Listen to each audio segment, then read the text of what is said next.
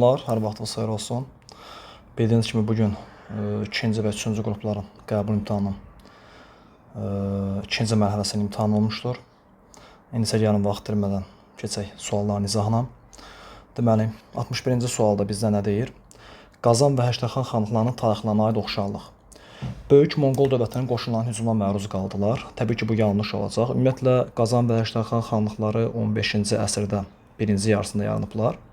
Nəzərə alsaq ki, Böyük Monqol dövləti 13-cü əsrin əvvəllərindən 14-cü əsrin əvvəllərinə qədər olub. Ona görə bu səhv olacaq.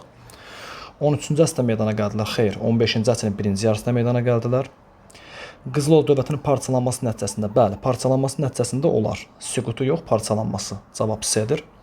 15-ci əsrdə Rusiyanın asılından azad oldular. Hələ bunlar 16-cı əsrdə Rusiyanın aslına girəcəklər. Teymurlar dövlətindən asılığa düşdülər. Belə bir şey təbii ki, yoxdur. Deməli, cavabımız C variantı olacaq. 62-ci sual. Yeni sülalə və dövlətin əsasını qoydu. 1160-cı ildən etibarən Böyük Atabəy adlandırıldı. Söhbət təbii ki, Atabəy Şəmsəddin Eldənizdən gedir. 1186-cı ildə hakimiyyətə gəldi. Həmədan döyüşündə qələbə qazandı. Tabeətdən çıxan vilayətləri mərkəzi hakimiyyətə tabe etdi. Söhbət təbii ki, Qızıl Arslandan gedir. 1-ci və 2-ci abzasda haqqında bəhs edilən hökmdarların ümumi cəhətləri. Deməli, Şəmsəddin Eldəniz və Qızıl Arslan haqqında olanları tapmalıyıq. Şirvanşahların tabe edilməsi əlbəttə düzdür. Şəmsəddin Eldəniz bunu 1160-da 1-ci Axıstanı gətirərək. Qızıl Arslan isə sonradan, belə deyim, Atabəylə ittifaqı pozmuş 1-ci Axıstanı cəzalandırmaq üçün. Bir düzgün cavabdır. Sultan titulu Qızıl Arslandan başlayır. Bu yanlış olacaq. Dəbil əmirliyinin dövlətə birləşdirilməsi, bu da yanlış variantdır. Şəmsəddin Eldənizə aid götürmək olar bunu. Qaldı ki, Monqol qoşunlarına qarşı mübarizə aparılması, təbii ki, Monqol qoşunlarına qarşı mübarizə aparan yeganə Atabəy hökmdarı Özbəkdir. Ona görə burada cavab yalnız bir variantı olacaq, B variantı. 63-cü suala baxaq. Mehranilər sülaləsinin Albaniyada hakimiyyətdə olduğu dövrə aiddir. Təbii ki, burada abituriyentimiz Mehranilər sülaləsinin hakimiyyətlərini düz yazıb, 630-705-ci illər. Manisli təliminin yayılması 3-cü əsrdə səhvdir. 3-cü Mömin Vaçaqan 488 Ağqoyun kilsə məclisi səhvdir. Babək 816 səhvdir. Amit 359 səhvdir. Ərəblərə qarşı Azərbaycanın cənuda üsyanı baş verməsi, bəli, söhbət Ərdəbil üsyanından gedir 643-44-cü illərdə. Cavabımız Y variantı olacaq. 64-cü suala baxaq. Doğru hadisə və nəticə əlaqəsini müəyyənləşdirin. Şirvanşah 1-ci İbrahimin Qızıl Ordu xanı Toxtamışla ittifaq bağlaması Şirvanşahların daxili müstəqilliğini saxladı. Toxtamışla yox, Teymurla, bu səhvdir. Osmanlıların Konstantinopol tutması Ağqoyun dövləti Qaradənizə çıxış etdirdi. Əlaqəsi yoxdur. Bir hadisə 1453, digər hadisə isə 1461-dir Trabzonla. Uzun Həsənin Venesiya ilə hərbi ittifaq bağlanması Otluqbeyli döyüşündə Bayandurlu qoşunu qalib gəldi. Otluqbeyli döyüşündə ümumiyyətlə Ağqoyunlar məğlub olub, bu yanlışdır. Qaraqoyunların Sədrut döyüşündə Teymurları məğlub etməsi, bəli, cavab budur. Teymurlar Azərbaycandan qovuldu, cavab D.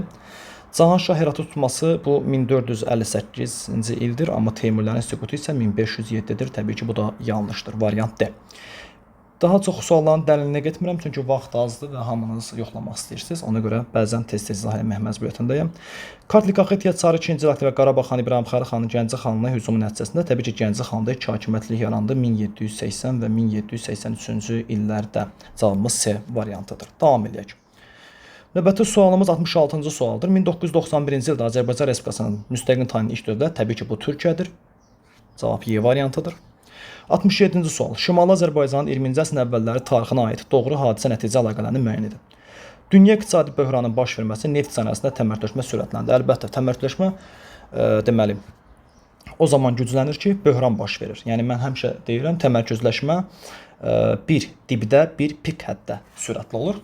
Neft sənayesində ilk inhisarların yaranması neftli torpaqların hərraz yolu ilə satışa başlandı. Bunların yeri dəyişik olsaydı daha yaxşı olardı. Hərraz yolu ilə satılmağa başlasın, sonra inhisarlar meydana gəlsin. 1903-cü il əsasnaməsinin qəbul edilməsi dövlət kəndləri arasında təbəqələşmə güclənir. Təbii ki, doğrudur. Çünki artıq torpaq hər il yox, ömürlük verilir dövlət kəndlərinə və hər hansı bir qolçamaq gəlib olunan torpaqların alanda dövlət kəndləri çox kasıblamış olurdu.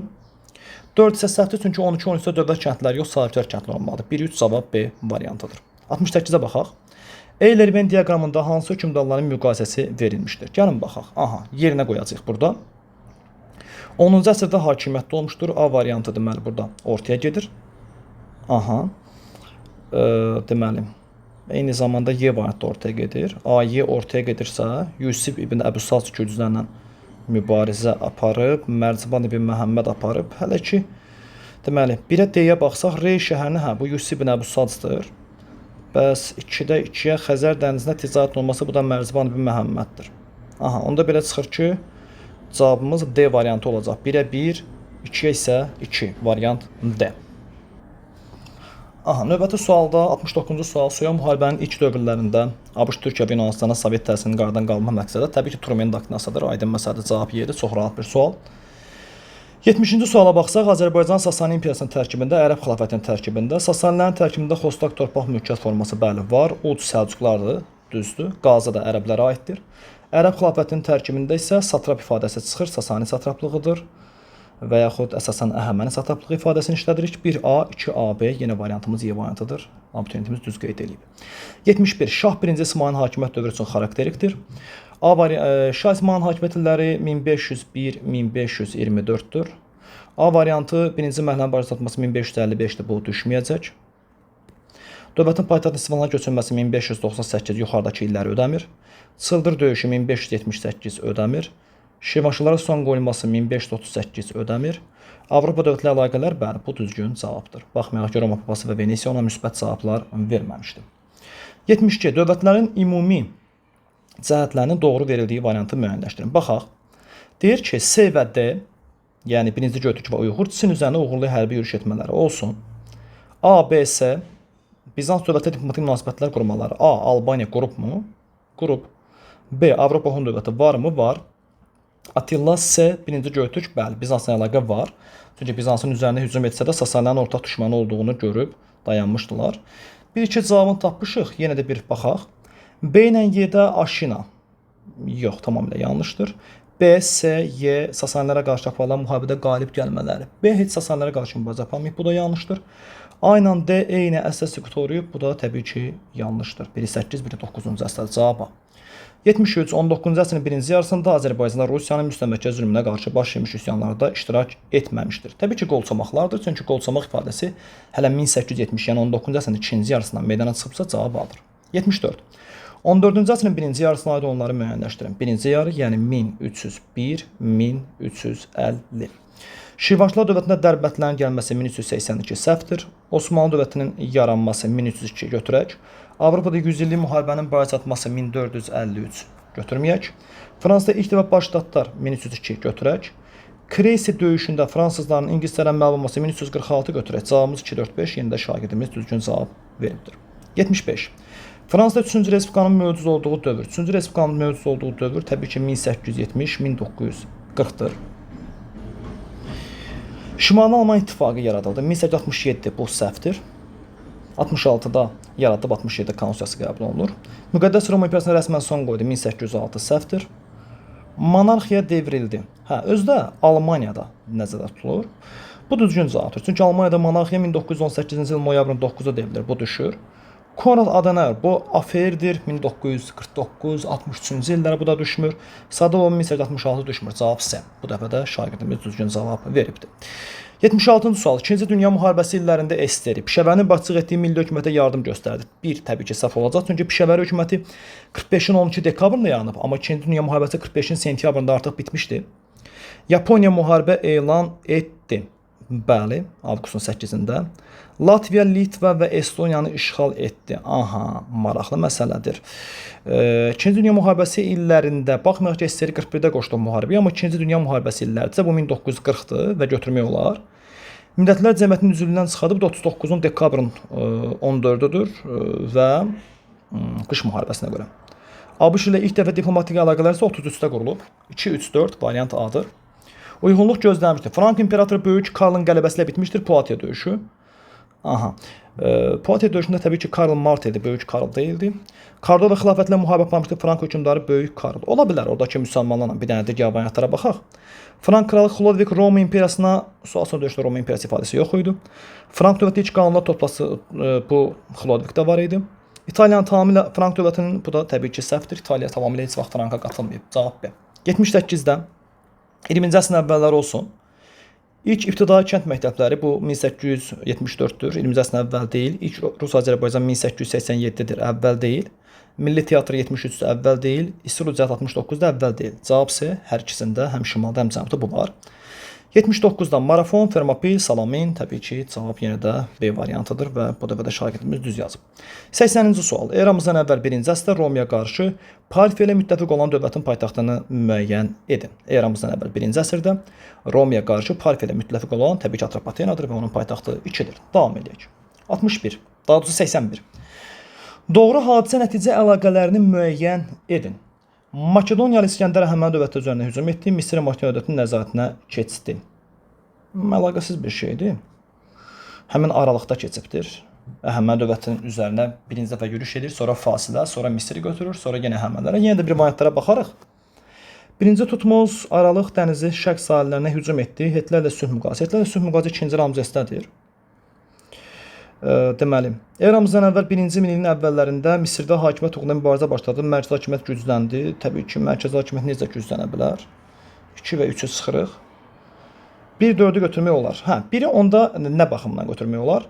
Makedon İskəndər Əhəməni dövləti üzərinə hücum etdi və belə demək mümkündürsə, birinci, ikinci dəfə Əhəmənilərə zərbə vurdu, Qranik və İz. Sonra Misir, təbii ki, Əhəmənilərin daxilində idi o, tərkibində idi. Sonra isə yenidən Qavqamela döyüşünə gəldi. Cavab A, 1-4. 82. Birinci Qarabağ müharibəsi ilə İkinci Qarabağ müharibəsinin oxşar cəhətləri.